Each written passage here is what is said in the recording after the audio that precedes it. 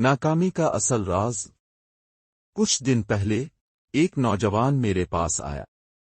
وہ بہت پریشان اور مایوس تھا۔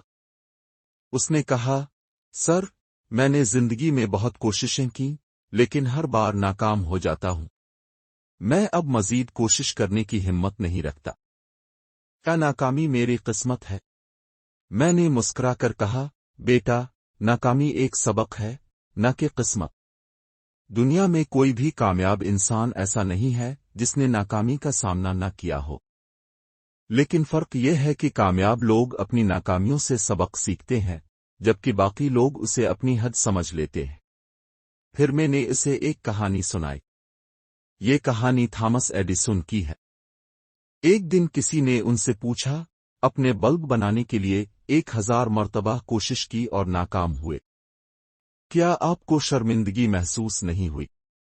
ایڈیسن نے مسکرا کر جواب دیا، میں کبھی ناکام نہیں ہوا۔ میں نے 1000 طریقے سیکھے جو کام نہیں کرتے۔ یہ سن کر نوجوان حیران رہ گیا۔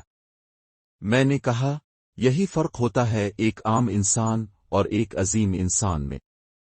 عظیم انسان اپنی ناکامیوں کو اپنی طاقت بناتا ہے اور ان سے آگے بڑھتا ہے۔ میں نے اس نوجوان سے پوچھا، کیا تم نے کبھی غور کیا ہے کہ ناکامی کیوں ہوتی ہے؟ اس نے نفی میں سر ہلا دیا۔ میں نے کہا، ناکامی ہمیں یہ بتانے آتی ہے کہ ہم کہاں غلطی کر رہے ہیں۔ یہ ہمیں بہتر بننے کا موقع دیتی ہے۔ لیکن بدقسمتی یہ ہے کہ زیادہ تر لوگ ناکامی کو اپنی حد مان لیتے ہیں اور کوشش کرنا چھوڑ دیتے ہیں۔ پھر میں نے اسے دنیا کے چند کامیاب لوگوں کی مثالیں دیں۔ قائد اعظم، اگر وہ اپنی جدوجہد کے دوران مشکلات سے گھبرا جاتے تو شاید آج پاکستان نہ ہوتا۔ عبدالستار ایدھی، اگر انہوں نے اپنے ابتدائی دنوں کی ناکامیوں سے ہار مان لی ہوتی تو لاکھوں لوگوں کی زندگیاں بدلنے والا ایدھی فاؤنڈیشن کبھی نہ بنتا۔ نیلسن منڈیلا، 27 سال جیل میں گزارنے کے باوجود وہ اپنی جدوجہد سے پیچھے نہیں ہٹے۔ یہ تمام لوگ ناکام ضرور ہوئے لیکن انہوں نے اپنی ناکامی کو اپنی کامیابی کا راستہ بنایا۔